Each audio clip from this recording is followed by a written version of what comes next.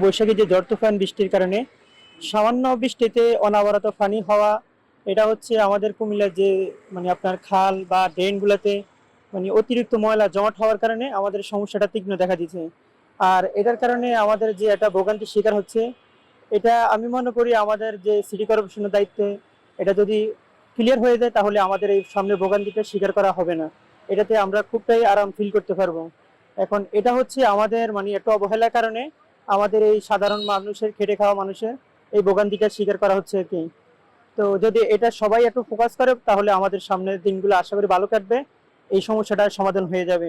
এবং স্কুলে আসার পর দেখা গেল কি বৃষ্টি শুরু হয়েছে, তারপর এই পানি বেড়ে গেছে যার ফলে যানজট সৃষ্টি হইতেছে।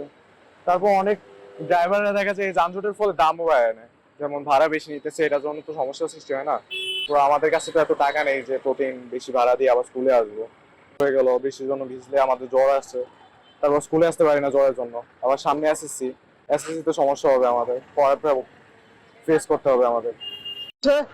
তবে আসলে সদিচ্ছা থাকলে সবকিছু করা যায় না। আগে যদি এগুলো ক্লিয়ার রাখতে তাহলে অবশ্যই আমরা ভোগান্তি থেকে পরিত্রাণ পাইতাম।